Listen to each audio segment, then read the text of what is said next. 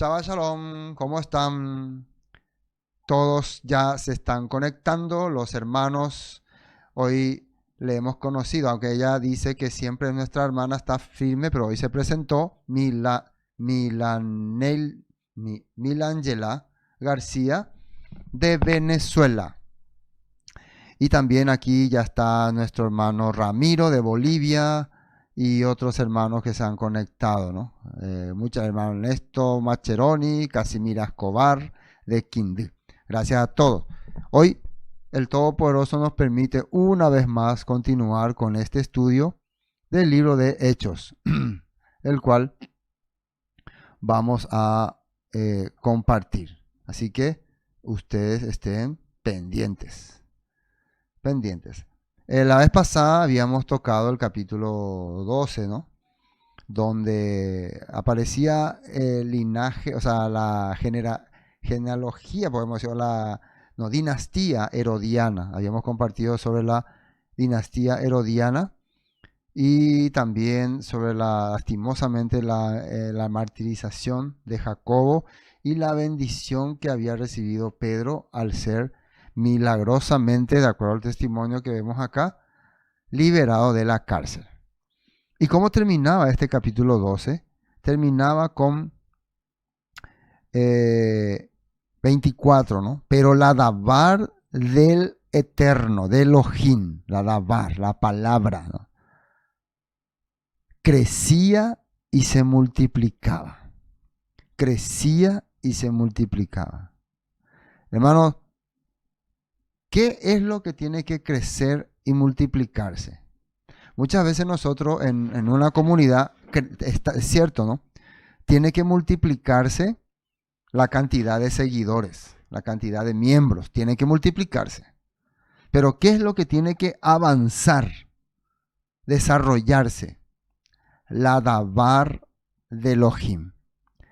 O sea, les digo esto porque muchas denominaciones han creado un sistema religioso ya cuadrado.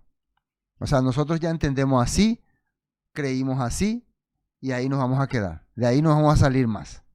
Y es por eso que se han formado las diferentes sectas.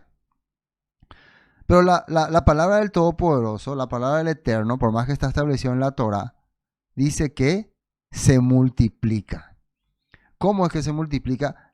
Le va dando forma a medida que se va desarrollando en nuestra vida. Por eso es que hoy, por ejemplo, estamos compartiendo esta palabra. ¿Y por qué compartiríamos Hechos? ¿Acaso alguna vez ustedes no han leído ya Hechos 12, Hechos 13? Ya leímos bastante, ¿no? Pero cuando se desarrolla con nuestra vida, vemos que esto faltaba en mi vida. Entonces ahí esa palabra que yo ya había recibido tal vez de una manera, hoy se va multiplicando. Entonces a medida que pasaban las dificultades, los apóstoles insistían, seguían predicando la palabra, seguían predicando la escritura, seguían transmitiendo la verdad del Todopoderoso a las personas. Y eso es lo que tiene que ocurrir entre nosotros. Si nosotros estamos añares y añares en el camino del Señor, pero no hay palabra en nuestra vida, no desarrollamos palabra en nuestra vida, no tenemos comprensión de la escritura, entonces estamos en retroceso. Si siempre estamos con los mismos argumentos tradicionales, religiosos que hemos aprendido, entonces se queda estancada. Entonces la palabra del Señor crecía y se multiplicaba. Y Bernabé y Saulo, cumplido su servicio, volvieron, ellos estaban en Antioquía, ¿no? Estaban en Jerusalén, ¿no? Volvieron de Jerusalén, llevando también consigo a Juan, el que tenía por sobrenombre Marco. ¿A dónde fueron? Ellos, su lugar era Antioquía, Siria de Antioquía, donde empezó el ministerio. Siria, recuerden que había dos Antioquía, Siria y ahora vamos a ver Siria de Pisidia. Vamos a ver después, ¿no? Entonces, para poder tener en cuenta. Bueno, arranca el capítulo 13. ¿Qué dice el capítulo 13? Acá como título tiene, ¿no? Bernabé y Saulo comienzan su primer viaje misionero. ¿Qué es un viaje misionero? Es cuando nace en el corazón de una persona que aprendió la palabra, ir y compartir lo que aprendió en otras partes, en otros lugares. Eso es viaje misionero. ¿Esto es bíblico? Claro que sí. Pero no como al modo de como el sistema tradicional cristiano lo ha transmitido. Los viajes misioneros eran un plan del Eterno, más bien en ir a rescatar. Era como ir al rescate. Ir al rescate, ir en busca de las ovejas perdidas. Lo que vemos que aparece en Ezequiel, ¿no? El Eterno mismo irá tras sus ovejas perdidas, las rescatará y las traerá al redil. Y Él será su pastor y las apacentará y las cuidará. Y todo eso aparece en el libro de Ezequiel, ¿no? Y va a quitar de la mano de esos pastores ladrones, dice. Entonces, el viaje misionero es como una misión de rescate. Entonces, cuando ellos se iban a predicar, no es que se iban al azar, sino se iban a buscar a un tipo de persona que, de acuerdo a la profecía que ellos tenían, estaban dispersos entre las naciones. Y que no se podían distinguirle así simplemente, sino que había un rúa. ¿Qué quiere decir rúa? Un espíritu, o un aire, o un aliento, porque digo espíritu, digo, parece que estoy hablando de la tercera persona de la Trinidad. No, un aire, una fuerza, una esencia, aunque a algunos espiritistas no les gusta que diga espíritu ahí, que es la fuerza, pero es así. Un empuje, que les decía, nuestra gente, nuestros hermanos están atrapados entre las naciones y tenemos que ir a liberarlos. Hay muchas personas que después de haber entendido mucho la palabra y la escritura empiezan a menoscabar y menospreciar. Cuando ya ellos se hicieron todos conocedores, sabios, entendedores de todo, ya le empiezan a menospreciar a los que alguna vez le compartieron la palabra, porque ahora ya no le necesitan, ¿no? Y yo, por ejemplo, no pienso así, ¿no? Porque agradezco al Padre por todos los que un día decidieron usar su vida para llevar la palabra a diferentes lugares y también para que haya llegado a mí, ¿no? Hay gente que ha decidido usar su vida para que esto que ahora nosotros entendemos y estamos entendiendo pueda llegar, ¿no? Entonces, por más que tal vez empezaron de una manera más básica, más sencilla, y después nosotros ya abriendo nuestra mente fuimos desarrollando la manera de conocer, siempre el Todopoderoso estaba usando a estas personas. Por eso es importante este punto. Bueno, entonces para entender el viaje misionero. Versículo 1. Había entonces en la quejila o en la congregación que estaba en Antioquía de Siria, recuerden, Antioquía de Siria, profetas y maestros. Bernabé, Simón, el que se llamaba Níger. Níger quiere decir que es de una región donde la mayoría de los pobladores eran de la raza negra.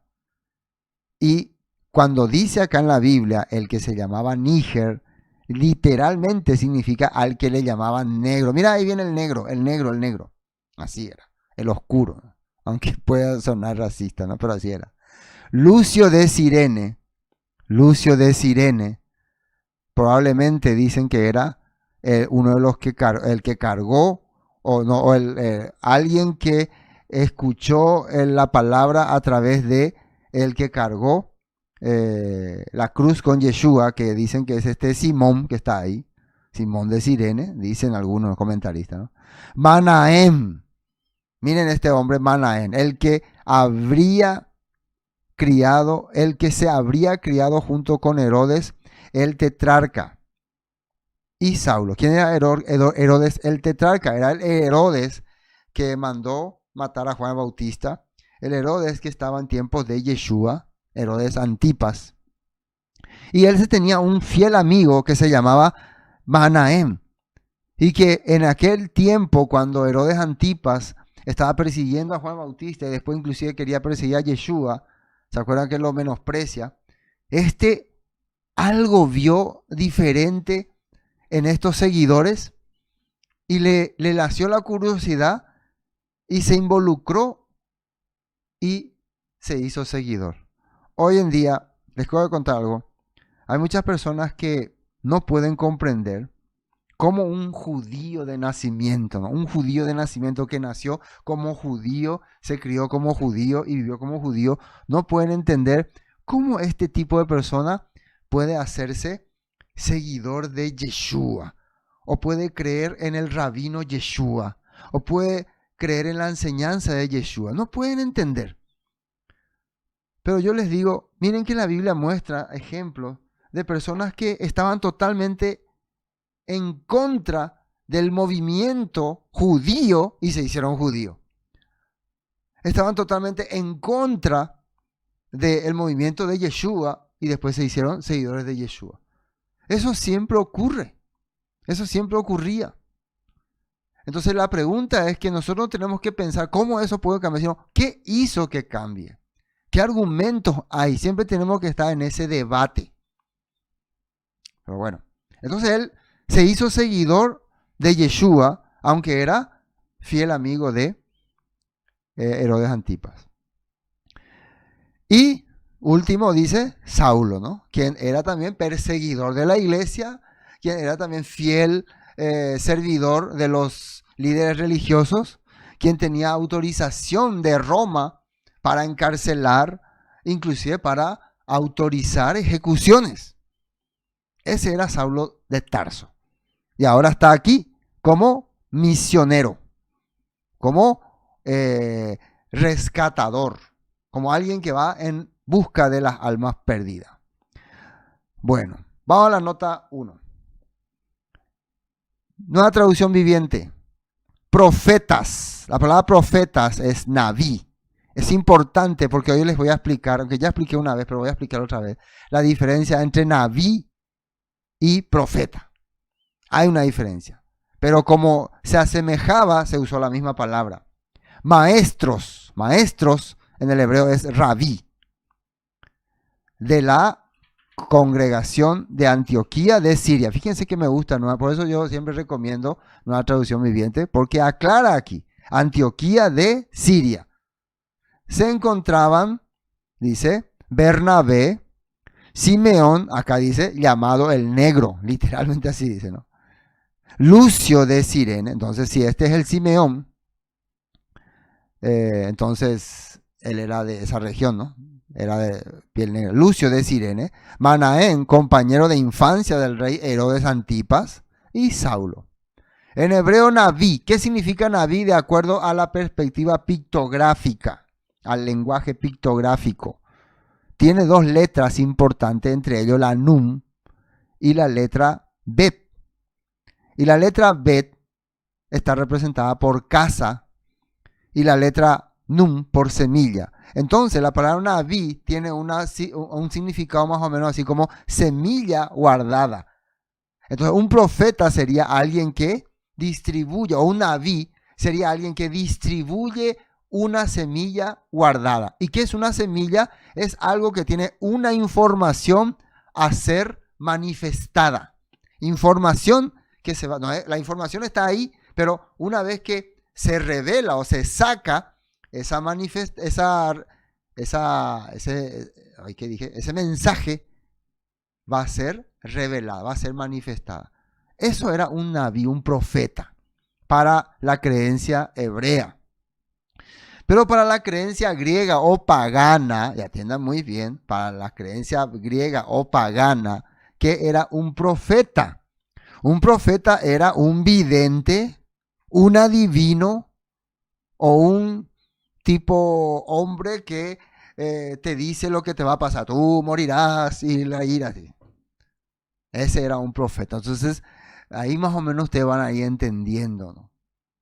Entonces, cada vez que un profeta hablaba es porque el Todopoderoso quería revelar algo que estaba guardado. Quería sacar una semilla que estaba guardado porque esa semilla tenía información para ese pueblo. No es algo que sacaba de su cabeza. Si yo tengo guardado semillas de manzana, vamos a usar la manzana como ejemplo, y saco la semilla un día y la planto, el árbol que va a crecer no va a ser de naranja ni de pomelo, pero yo quiero que salga árbol de naranja y de pomelo. Pero si la semilla que tenía guardada era de manzana, cuando yo saque y la siembre y crezca va a ser manzana. No puedo cambiar a no ser que haga injerto. No puedo cambiar. Por eso en la Torah decía que no quería que se mezclen las semillas, ¿no? Porque cada semilla tenía su información precisa. O sea, un profeta no puede dar un mensaje que no venga del Eterno. Y el mensaje tiene que ser mensaje que está preparado. A ver, hay un texto acá que voy a leer, Isaías 55:10.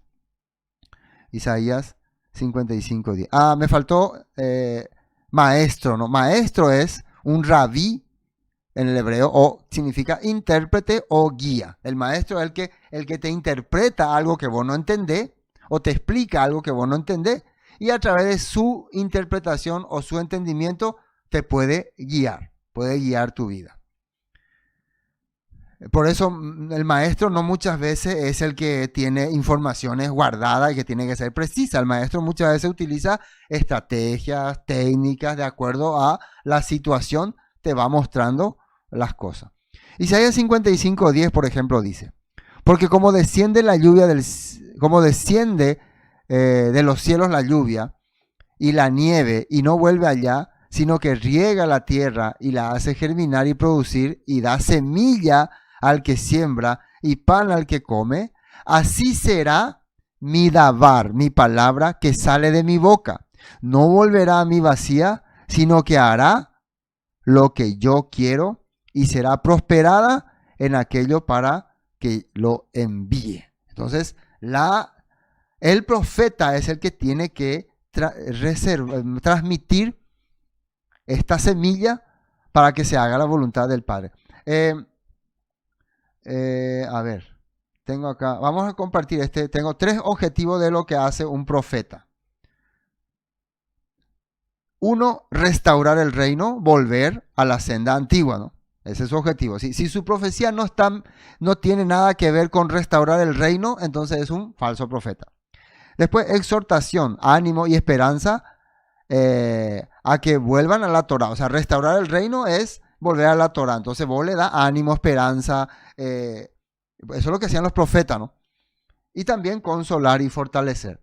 Los profetas transmitían la voluntad del Padre, decían lo que va a ocurrir según la Torah, y también daban esperanza al que regresaba.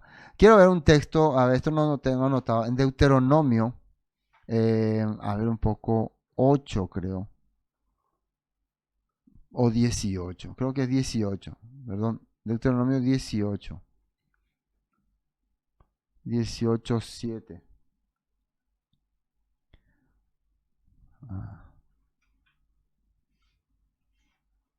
Por 18:7, 9, 18:9.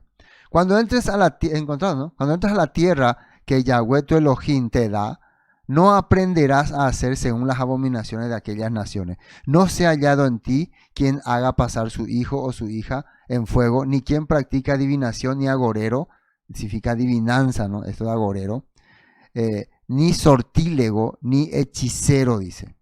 A ver un poco, vamos a ver, quiero mirar. Acá no tengo, después. Bueno, ni encantador, ni adivino, ni mago, ni quien consulta a los muertos. Todo esto eran las prácticas que tenían los pueblos paganos y que ellos le llamaban, al quien ellos le llamaban profeta. Profeta. Porque esa abominación, versículo 12, con Yahweh, cualquiera que hace estas cosas, y por estas abominaciones, Yahweh tu Elohim echa a estas naciones. Perfecto sea delante de Yahweh. Ahora, miren lo que dice el versículo 15. A ver, vamos a ver 15 de Deuteronomio. Naví de en medio de ti y de tus hermanos como yo. Miren, Moisés se está identificando como profeta o naví. ¿Y qué significa? Él no es alguien que estaba diciendo adivinanzas ni conjuros, no. Él estaba transmitiendo el mensaje del Eterno. El Eterno le estaba dando semillas a él, que era Naví, el que guarda la semilla, y después él lo va a sembrar en los corazones del pueblo, para que pueda producir fruto, y esos frutos son la voluntad del Eterno, que la Biblia dice que es bondad, mansedumbre, todas estas cosas que al Padre le agrada. Ese era el trabajo de un profeta. Entonces, profeta de medio de ti y de tus hermanos como yo te levantará Yahweh tu Elohim. Entonces, ahora lo que está diciendo el hecho, que se han levantado también profetas, que están haciendo la misma labor que hacía Moisés. No están adivinando, no están transmitiendo, están guardando la semilla y la están transmitiendo.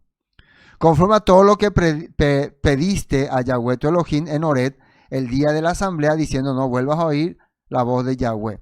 Y después me dijo, versículo 18, profeta les levantaré en medio de ti y de tus hermanos como tú, y pondré mis palabras en su boca, y él les hablará todo lo que yo mandare. La palabra correcta entonces es Naví. Ahora, ¿qué dice? Más cualquiera que no oyere mis palabras, que él hablare en mi nombre, yo le pediré cuenta. Ahora, el profeta que tuviere la presunción de hablar palabra en mi nombre, a quien yo no le haya mandado hablar, o que hablare en nombre de dioses ajenos, está el profeta, morirá, dice. Y acá también dice, y dijere en tu corazón, ¿cómo conoceremos la palabra de Jehová que nos ha hablado? Si el profeta hablara en nombre de Yahweh y no se cumpliere lo que dijo, ni aconteciere, es palabra que Yahweh no ha hablado. Con presunción la habló el tal profeta, no tengas temor de él. Ahora, ¿qué es lo que ya el Todopoderoso dijo? Por eso él estableció la Torah. Si un profeta habla algo que no tiene que ver con la restauración de Israel, con las promesas dadas a Abraham, Isaac y Jacob, es un profeta falso, mentiroso y engañador. No le tengas miedo, dice. Bueno, creo que entendimos bien ya lo que es un profeta. Volvamos a Hechos. Hechos 13. Bueno. Finalmente, versículo 2 dice, ministrando estos, entonces aquí había acá profetas y maestros, ¿no? Quiere decir que algunos venían trayendo la palabra que estaba guardada en el corazón. Y ayunando, dice, dijo el Espíritu Santo, apartadme a Bernabé y a Saulo para la obra a que los he llamado. Ahora, ¿cómo habla el Espíritu Santo? Recuerden, cuando vos tenés el don de llevar la palabra, de llevar el mensaje, los líderes, los guías, los maestros entienden a través de la escritura, a través del Ruach del Eterno, que el Todopoderoso te trajo a este lugar. Y por eso le ungen a esta persona como misionero. Hermano, el Eterno te ha puesto en tu corazón este deseo de llevar la palabra. No piensen que esa persona no le, aunque había uno que no le gustaba, ¿no? Que era Jonás, ¿no? ¿Te acuerdas de Jonás? Pero Jonás era un caso excepcional, rebelde. Pero normalmente los que iban a ser enviados es porque ellos en su corazón decidían, tómame a mí. ¿Quién era que dijo eso? Isaías, ¿no? Tómame a mí. ¿Quién irá a este pueblo? Tómame a mí. Tómame a mí. Yo quiero ir. Entonces, cuando se siente en el corazón de alguien el deseo de llevar la palabra, esto quiere decir que el Rúa está hablando. Yo le estoy explicando esto porque si no nosotros pensamos, ellos estaban ahí, de repente vino, elige, no, pero esta es la manera que ocurría. ¿Cómo ocurre, no? En este tiempo también. Cuando nosotros vemos a alguien que se levanta en su corazón el deseo de llevar la palabra, los que tenemos tal vez autoridad o más años, le decimos, sí, el Todopoderoso te está dando este don, anda a llevar el mensaje, anda a compartir la palabra. Entonces dice, ministrando esto, por eso dice, ministrando, que significa que viendo cómo vivían, viendo cómo actuaban, viendo cómo se relacionaban con las personas, cómo había frutos en su vida, entonces fueron escogidos. apártame a Bernabé y a Saulo para la obra a que los he llamado. Entonces, entre todos estos que estaban acá en Antioquía, que mencioné más arriba, 2 fueron escogidos para hacer este primer viaje misionero en busca de las almas perdidas. Viaje. Van a viajar, van a ir. Mientras Antioquía va a seguir quedándose ahí los hermanos predicando. Entonces, habiendo ayunado y orado, les impusieron las manos y los despidieron. Versículo 4. Y ellos entonces, enviados por el Ruach HaKodesh, descendieron a Seleucia y allí navegaron a Chipre. No sé si yo te envié un mapa. Vamos a ver un poco. Fíjense ahí en ese mapa.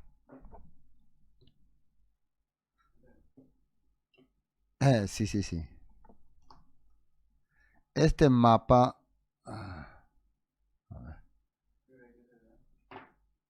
Primero el puntito ese que se ve.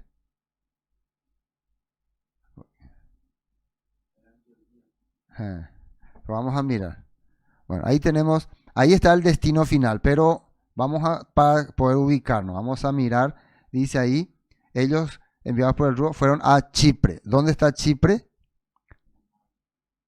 El 9, ¿no? Sí, ahí está, Chipre. Ahí están, en Chipre.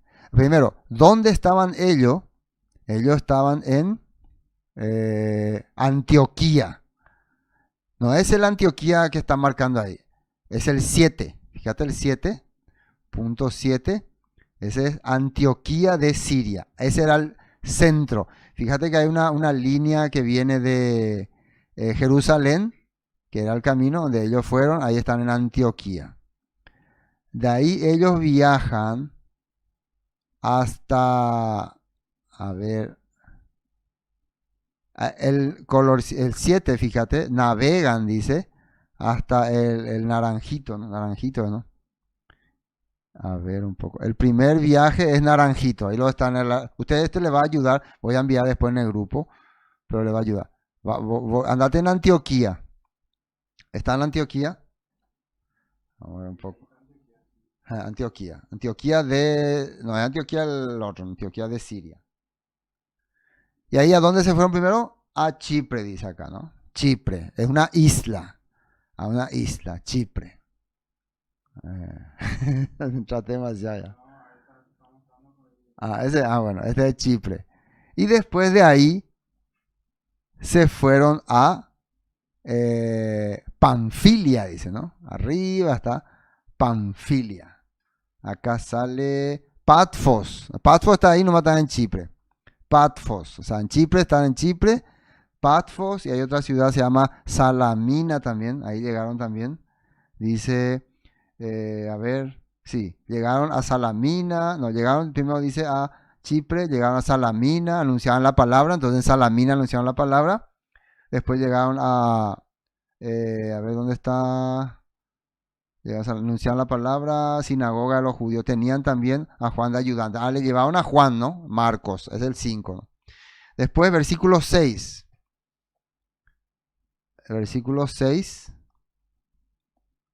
para que veamos nomás cómo viajaban. Voy a leer 6. Y habiendo atravesado toda la isla, ahí ya salen de la isla, Chipre, dice, hasta Patfos hallaron a cierto mago falso profeta judío llamado Ber Jesús. Eso fue en Patfos. Entonces ahí nos vamos a quedar. Después vamos a volver otra vez. Entonces, acá le encuentran a una persona llamada Bar Jesús. Y atiendan muy bien. Volvamos a Hechos. ¿Cómo se va a llamar Bar Jesús este señor? Bar es hijo. Y Jesús es Yeshua, significa hijo del eterno Salvador. ¡Qué bárbaro!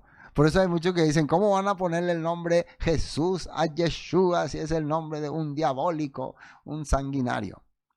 Porque no era su nombre.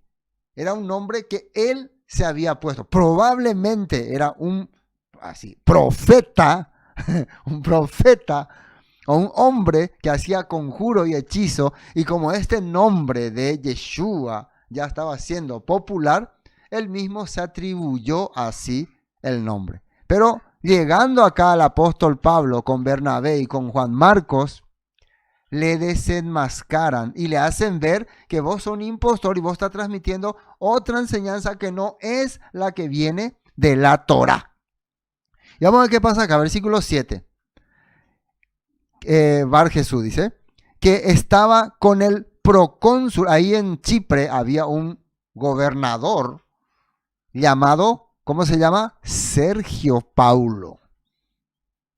O sea que el nombre Sergio ya estaba en la antigüedad entre los griegos. Entonces era un nombre de origen griego. Sergio Paulo. Y era cónsul. Veamos qué característica tenía esta persona, si era buena o mala, ¿no? Varón prudente.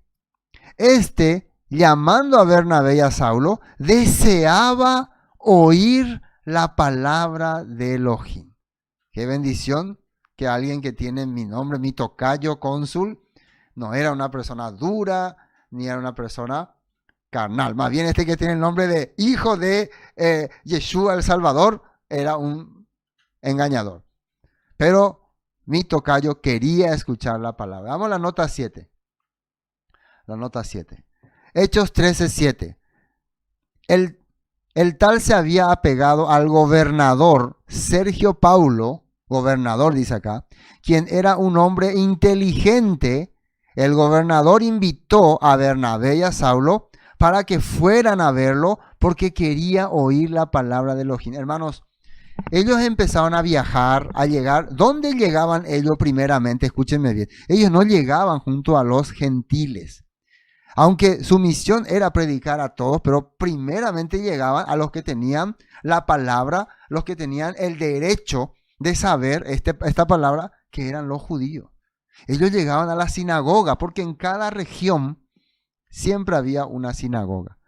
Pero en este caso, este cónsul, él tenía el deseo, por lo visto, no sabemos, yo creo, eso yo deduzco, ¿no?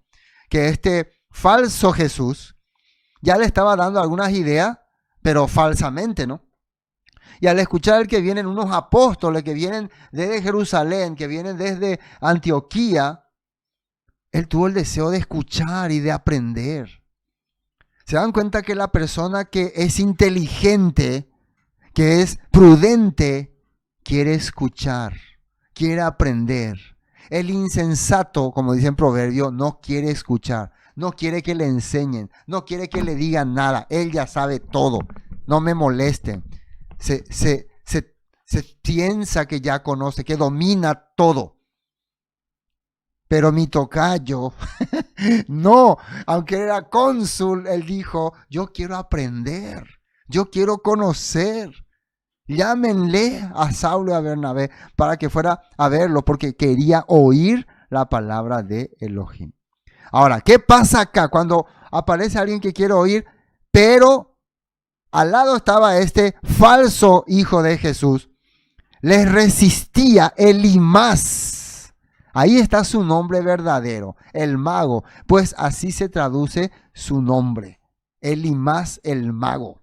O sea, el que hacía trucos como ese, no me acuerdo, Simón de Samaria también, ¿no?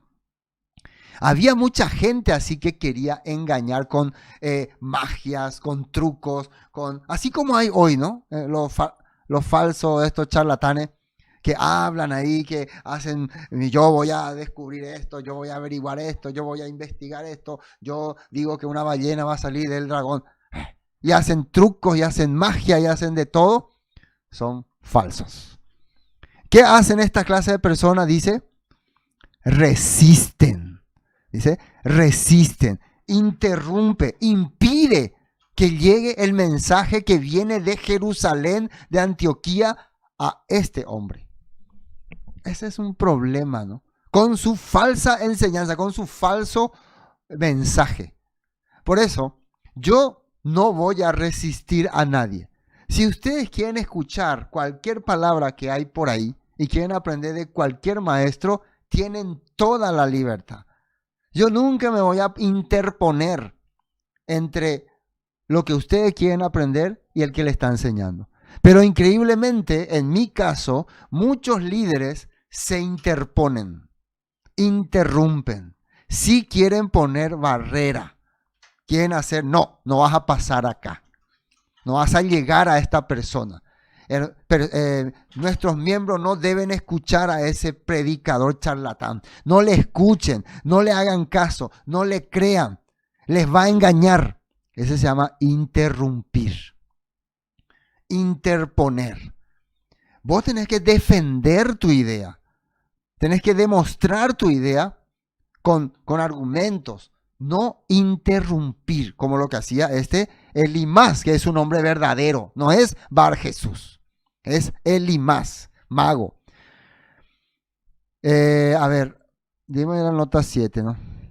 Versículo 9. Entonces Saulo, que también es Pablo, y acá ya el escritor de Hechos ya no le quiere llamar más Saulo a Pablo, porque ya su vida está en manos del Eterno, lleno del Ruach HaKodesh, y fijando en los ojos, dijo: oh, lleno de todo engaño y de toda maldad, hijo del diablo, enemigo de toda justicia, no cesará de trastornar los caminos rectos del Señor. No sé si esa es la forma correcta de hablarle a alguien, pero bueno, dice acá que él estaba lleno del Espíritu Santo, ¿no?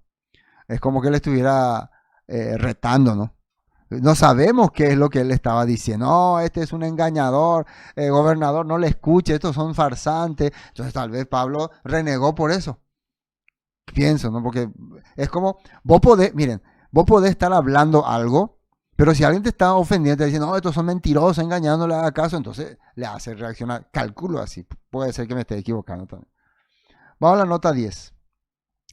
Hechos 13:10, nueva traducción. Luego dijo, tú, hijo del diablo. ¿Qué significa el que Pablo le haya dicho hijo del diablo? Es como decirle sistema opositor, porque el sistema se opone a la palabra que sale de los apóstoles, lleno de toda clase de engaño y de fraude y enemigo de todo lo bueno, dice.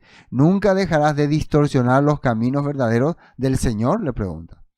Y después le dice, ahora pues, he aquí que la mano del Señor está contra ti, y serás ciego y no verás el sol por algún tiempo. E inmediatamente cayeron sobre él oscuridad y tinieblas, y andando alrededor buscaba quien le condujese de la mano. Algo muy, no sé, en ese tiempo había tanta seguridad, no sé. La verdad que yo me quedo en stand-by con esta acción. Acá lo que nos quiere hacer entender la escritura es que Saulo le echó un maleficio y él se quedó ciego. ¿Qué creen ustedes de esta forma? ¿Qué tal alguien vos estás discutiendo con alguien? Oh, maldito, quédate ciego. Bueno, puede ser. Muchas veces, bueno, yo voy a dar una explicación técnica y científica que probablemente pueda ocurrir. Nosotros podemos creer también en lo sobrenatural, no hay problema. Pero probablemente el haber sido desenmascarado, el haber sido, ¿cómo se puede?, descubierto, produjo una vergüenza tremenda en este mago, que le habrá dado un tipo shock o tipo mareo o tipo ceguera, porque muchas veces también hay casos que algunas personas por algún impacto o por algún trauma fuerte o por algo fuerte han quedado ciegos. Eso se ha comprobado. Ustedes pueden definir como sea, pero yo siempre tengo que explicar las dos posturas. O puede haber sido la palabra poderosa de Pablo que le dejó ciego. Bueno, ahora pues ya estoy en el versículo 12. Entonces el cónsul, viendo lo que había sucedido, creyó maravillado de la doctrina del Señor. Mi tocayo que está en la Biblia se hizo creyente. Amén. No se hizo duro. Bueno, vamos a esta última parte porque es la que nos interesa. Continuamos con los viajes. Volviendo al mapa. A ver, volviendo al mapa. ¿Dónde ahora estábamos? ¿En qué isla? Estábamos en la isla de Chipre. Estábamos en Patvo. Todo esto de los 10, ¿no? Todo ocurrió en Patvo. Ahora nos vamos navegando hasta Perge, ¿no? Versículo 3, habiendo separado Parfo y sus compañeros arribaron a Perge de Panfilia. Perge de Panfilia, así dice, ¿no? Perge de Panfilia. Pero Juan, apartándose de ello, volvió a Jerusalén. Aquí, Juan, miren, aquí en ese lugar, estoy marcando en el mapa, Juan arrugó. Yo ya no puedo ser, está muy pesado el viaje, estoy muy cansado, yo ya le quiero ver a mi mamá y dijo, yo no los acompaño más, lo siento, me voy a mi casa. Eso está en el versículo 13, ¿no? Imagínense, les abandonó. Este es el famoso Marcos, el que después va a escribir el Evangelio de Marcos, el Evangelio más antiguo que existe. Aquí, ese que escribió el Evangelio de Marcos, a la mitad del camino se rindió. Yo no, por lo visto, yo no tengo don para misionero. Y fue mi emoción nomás y quiero irme otra vez a mi casa. Y se volvió hasta Jerusalén. Regresó. Y ahí la Porte. Ahora, versículo 14. Ellos pasando Perge, o sea, estuvieron en Perge, no sale que hicieron algo en Perge, solamente estuvieron seguro pasando hambre, no le daban comida, entonces él vio el barco que sale a Jerusalén, rajé mosquito. Dice, saliendo de Perge, llegaron a, y acá, Antioquía de Pisidia. Pisidia es el territorio, ahí dice Pisidia, en el mapa si ustedes ven, 15, ¿no? Pisidia, y ahí está Antioquía, ahí marcado con la estrellita. Este es el mapa, el 13, ¿no? Antioquía de Pisidia. ¿Por qué? ¿De dónde ellos salieron? De Antioquía de Siria. Tenía el mismo nombre. ¿Y aquí qué había? ¿Por qué era importante llegar a este lugar? Y entraron en la sinagoga un día de reposo. Entraron en la sinagoga un día de Shabbat. O sea, ellos son judíos, llegaron en Shabbat y entraron en la sinagoga. Y se sentaron, dice. O sea, ellos no entraron como predicadores. Ahora, una cosa interesante, para que Pablo y Bernabé entren en una sinagoga es porque eran judíos reconocidos. Cualquiera no entraba en la sinagoga en los lugares principales. La sinagoga tenían sus posiciones. Si había gentiles, ellos se quedaban afuera o en otra parte. Bueno, ¿y qué pasó acá? Y después, versículo 15, de la lectura de la Torá, ¿qué se hace en una sinagoga? Se lee la Torá, se estudia la Torá y también los profetas, la Torá y los profetas. Y después hay una tercera sección que se llama Midrash o Midrashim, que sería comentar, exponer lo que ahora nosotros estamos haciendo. Primero nosotros leemos, ¿no?, la Torá, los profetas, y después compartimos, testificamos, comentamos. Hacemos lo que se conoce como Midrash o Midrashim, le dicen algunos en el hebreo. Entonces, eso era algo común. Por eso es que hoy existan muchos comentarios en el mundo judío. Es normal. Anteriormente los comentarios eran eso, comentario. Se escuchaba y ahí terminaba. Pero pasó el tiempo en que se entendió que estos comentarios son tan importantes que pueden servir ¿cómo se puede decir?, en comunidades futuras o en nuestra descendencia futura, que empezaron ellos a escribir los comentarios, a redactar los comentarios. Entonces, probablemente alguien que escuchó ese comentario, que va a hacer ahora Pablo allí, decidió, yo quiero esto escribirlo, para que un día algunas generaciones puedan leer lo que el apóstol Pablo interpretó y explicó relacionado a la Torá, desde la perspectiva mesiánica en Yeshua, desde esa perspectiva. Entonces ahí el Midrashim de Pablo se convierte también en un texto como hoy el que estamos acá nosotros leyendo.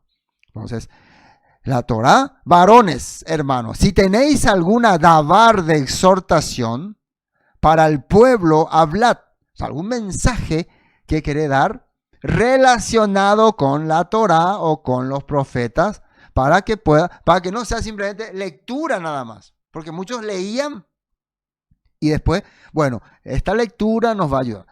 Entonces, fíjense que Pablo va a usar probablemente, no estoy convencido, pero probablemente haya sido el tema lo que se tocó en ese día y él va a usar eso para enseñar. Entonces Pablo, levantándose, hecha señal de silencio con la mano, dijo, o sea, levantándose y no sé cómo era señal de silencio, así. Varones israelitas. Primero, ¿a quién se dirigió? A los israelitas. No le llamó judíos, le llamó israelitas. Y los que teméis a Elohim. Eso eran los que no eran israelitas. Muchas veces, cuando le decía israelita, quiere decir que le está haciendo entender ciudadanos restaurados. Porque el judío solo sabía que él no era restaurado, porque un restaurado era cuando era israelita, porque el judío era una parte de Israel. Entonces él ya le estaba llamando a nosotros que estamos en proceso de restauración. Y ustedes que se están acercando a nuestro Dios, los que teméis a Elohim, oíd. ¿Y cómo arranca su discurso? Atiendan muy bien. El Elohim de este pueblo de Israel, estaban ellos ¿en dónde? En Antioquía de Pisidia, allá en Turquía. ¿Pero de qué pueblo le está hablando? El pueblo de Israel, porque ellos son una comunidad de judíos. No era una comunidad de cristianos, era una comunidad de judíos, aunque estaban ahí judíos netos, pero ahora él les va a hablar acerca del mensaje que él está llevando. Escogió a nuestros padres y enalteció al pueblo, siendo ellos extranjeros en la tierra de Egipto, y con brazo levantado los sacó de ella. Arranca diciendo, nosotros éramos un pueblo que éramos esclavos y fuimos liberados. Pero quiero mostrarle acá en 17 algunos textos para tener en cuenta. Génesis 17:3 habla de la promesa de un pueblo. Entonces Abraham se postró sobre su rostro y Elohim habló con él diciendo, he aquí mi pacto es contigo y serás padre de muchedumbre de gentes. Y no se llamará más tu nombre Abraham, sino que será tu nombre Abraham, porque te he puesto por padre de muchedumbre de gentes y te multiplicaré en gran manera y haré naciones de ti y reyes saldrán de ti. Entonces ahora Pablo está predicando a una comunidad que está fuera de Israel y a otros extranjeros que están también ahí uniéndose.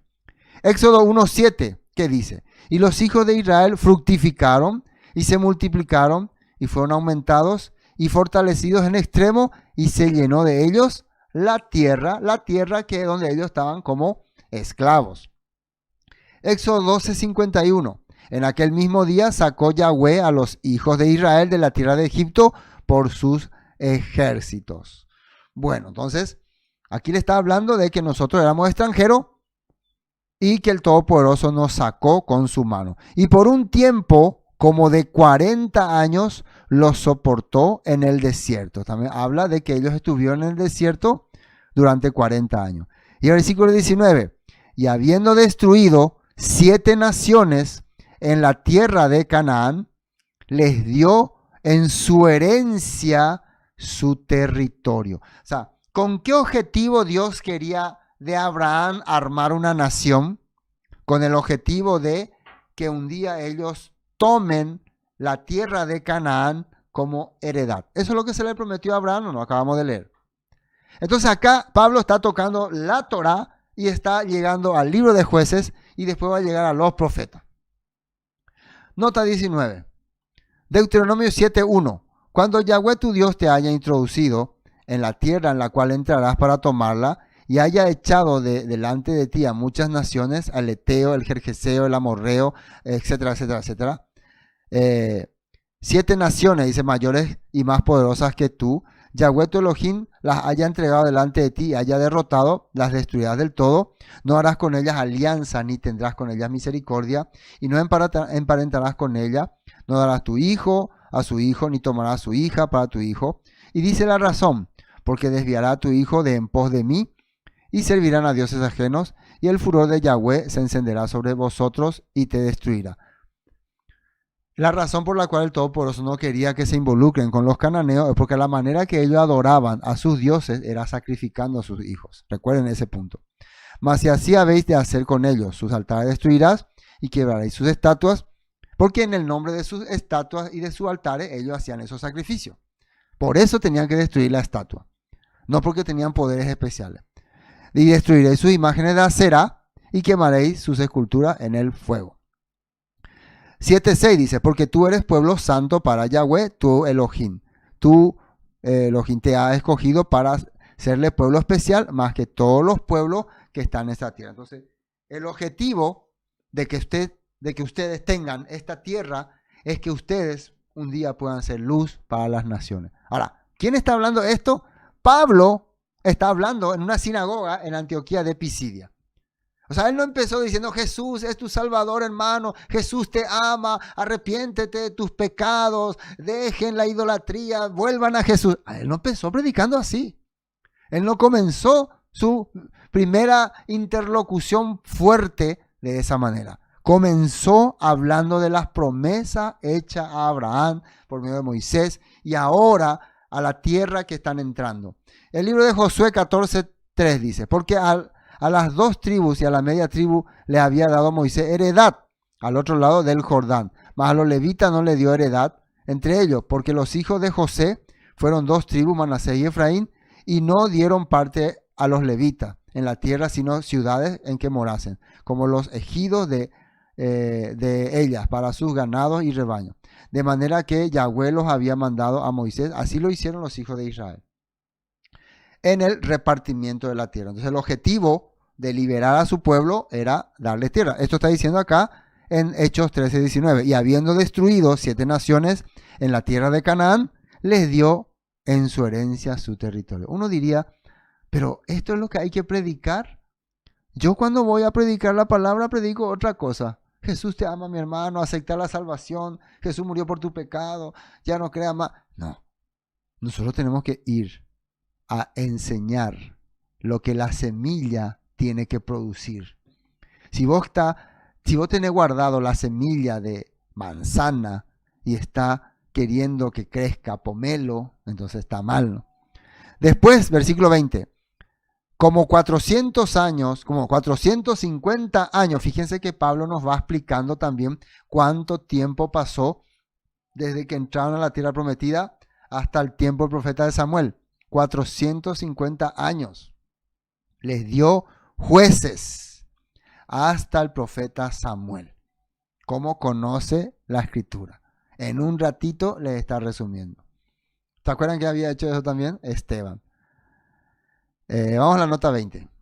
Jueces 2:10, ¿qué dice? Y toda aquella generación también fue reunida a sus padres y se levantó después de ellos otra generación que no conocía a Yahweh ni la obra que él había hecho por Israel. Después los hijos de Israel hicieron lo malo ante los ojos de Yahweh y sirvieron a los Baales. Dejaron a Yahweh, el Elohim de sus padres, que los había sacado de la tierra de Egipto, y se fueron tras otros dioses, los dioses de los pueblos que estaban en sus alrededores, a los cuales adoraron y provocaron a ira a Yahweh. Y dejaron al Eterno y adoraron a Baal y a Astarot. Y se encendió contra Israel el furor del Eterno, el cual los entregó en manos de robadores que los despojaron y los vendió en manos de su enemigo de alrededor. Y no pudieron ya hacer frente a su enemigo. Por donde quiera que salían, la mano de Yahweh estaba contra ellos para mal, como el Eterno había dicho y como el Eterno se lo había jurado, y tuvieron gran aflicción. Y el Eterno levantó, que dice ahí, jueces. Jueces, como decir, líderes, que los librasen de la mano de los que les despojaban. Pero tampoco, que dice ahí, oyeron a sus jueces, sino que fueron tras dioses ajenos, a los cuales adoraron, tras dioses ajenos los cuales adoraron, se apartaron pronto del camino que anduvieron sus padres, obedeciendo a los mandamientos de Yahweh. Ellos no lo hicieron así. Y 1 Samuel 3:20 dice, y todo Israel desde Dan hasta Beerseba conoció a Samuel, era fiel profeta de Yahweh. Bueno, en resumen, vamos a resumir esta parte para terminar. Pablo le está queriendo hacer entender, nosotros éramos un pueblo esclavo. El Padre nos dio jueces para que nos expliquen cómo teníamos que guiar. Nosotros no quisimos escuchar a esos jueces. Entonces vino sobre nosotros la ira del Eterno y caímos en tentación, caímos en trampa y caímos en cautividad. Pero finalmente el Todopoderoso levantó un líder que unía nuestro corazón, y ese líder se llamaba el profeta Samuel, Shemuel. Shemuel significa el Eterno escucha, o escúchame el Eterno. Escucha, Ana, ¿no? La mamá de Samuel le puso, porque el Eterno me escuchó. She de Shema y Muel de el de Elohim. Elohim escucha. Entonces, dice la escritura, si ustedes van al libro de Samuel, que hasta esa época ya no se escuchaba la voz del Eterno. El Eterno no hablaba más con su pueblo. Ya ellos no estaban entendiendo más la voluntad del Todopoderoso. Elí, el sacerdote, tenía dos hijos. ¿Cómo se llamaban su hijo? Fines y el otro, ¿cómo era? Me olvidé. Bueno, me olvidé. Mi memoria. Fines y Finea, algo así. No. Bueno, que eran corruptos, que eran... No, esos eran los hijos... No me acuerdo muy bien. Bueno, si me confundí, disculpen. Bueno, la idea es que no estamos en Samuel ahora. Que en ese tiempo no había más voz del Eterno y el Padre les levanta un juez que pueda otra vez oír la voz del Todopoderoso. Y desde Samuel empiezan otra vez ellos a conectarse con la palabra, con el Creador. Y hay otra vez un tiempo de prosperidad. Pero ¿qué pasa? El versículo 21 dice, luego pidieron rey. Y Dios les dio a Saúl. Pero este rey, dice, pidieron. O sea, ellos ya no querían más ser guiados por alguien que les enseñe la palabra, sino querían una autoridad, un poder supremo, poder humano. Y bueno, recibieron ese rey, se llamó Saúl, que gobernó 40 años y ya saben toda la historia. Quitado versículo 22, les levantó por rey a David. Atiendan bien acá. El versículo 21 dice, pidieron rey. El versículo 22 dice, les levantó por rey. Hay una diferencia entre Saúl y David. Saúl, ellos quieren, ellos pidieron. David, Dios le puso. Dios le eligió. ¿Y por qué?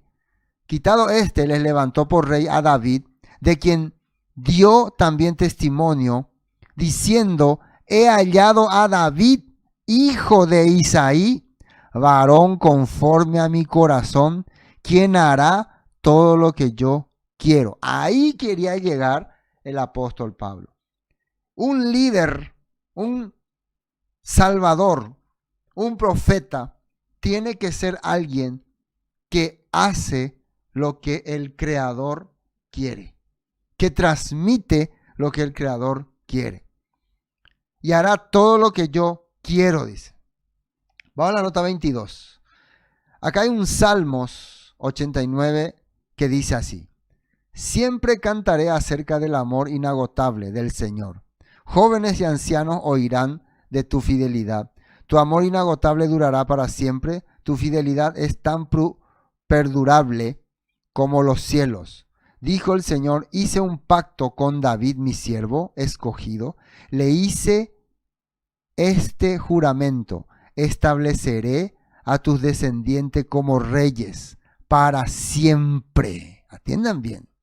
Se sentarán en tu trono desde ahora y hasta la eternidad. Estamos leyendo un salmo. Todo el cielo alabará tus grandes maravillas. Señor, multitudes de ángeles te alabarán por tu fidelidad. Pues ¿quién se comparará con el Señor en todo el cielo? ¿Qué ángel poderosísimo se asemeja en algo al Señor? Esto dice en este Salmo 89 del 1 al 6. Y a ver, vamos a entrar un poco a ese Salmo. Quiero leer un versículo más. Vamos a entrar un poco. El versículo 7, por ejemplo, dice: Dios temible en la gran congregación de los santos y formidable sobre todo cuantos están alrededor de él. Oh Yahweh, Dios de los ejércitos, ¿quién como tú poderoso eres, Yahweh, y tu fidelidad?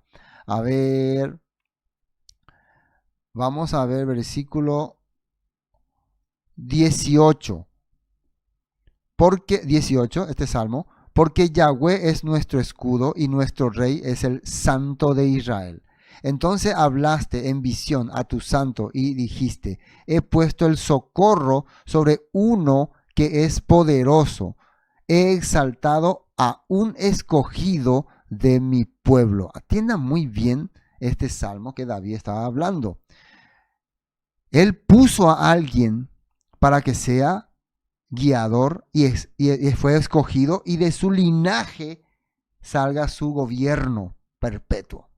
Hallé, versículo 20, a David mi siervo, lo ungí con mi santa unción, mi mano estará siempre con él, mi brazo también lo fortalecerá, no lo sorprenderá el enemigo, ni hijo de iniquidad lo quebrantará, sino que quebrantaré delante de él a sus enemigos y heriré a los que le aborrecen. Mi verdad y mi misericordia estarán con él, y en mi nombre será exaltado su poder. Asimismo pondré su mano sobre el mar y sobre los ríos su diestra.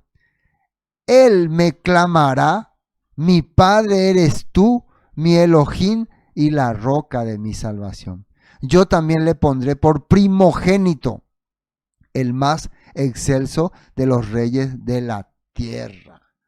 Entonces, todo esto es lo que Saulo de Tarso está queriendo hacerle entender. Ha venido un linaje de David que ha traído la esperanza a nuestro pueblo.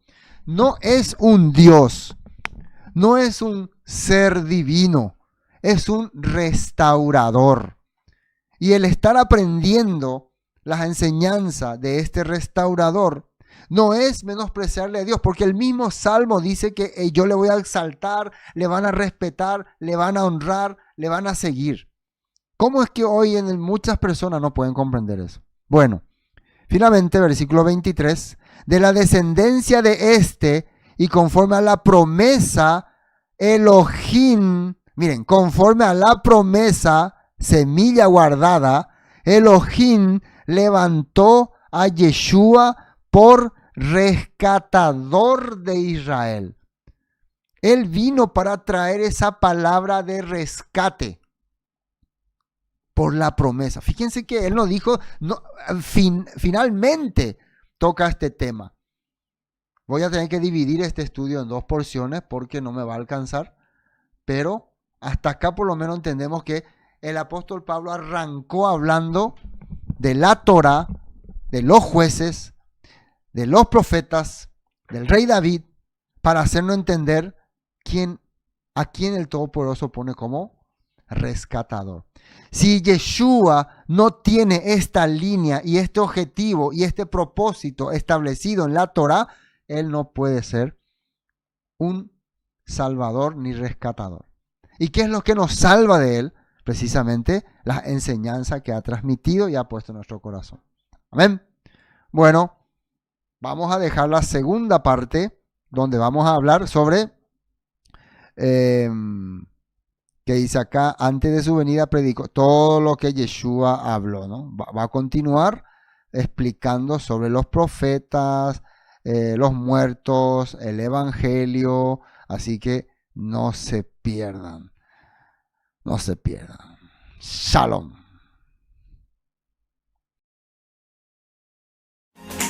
Ingresa a nuestro canal de YouTube y suscríbete.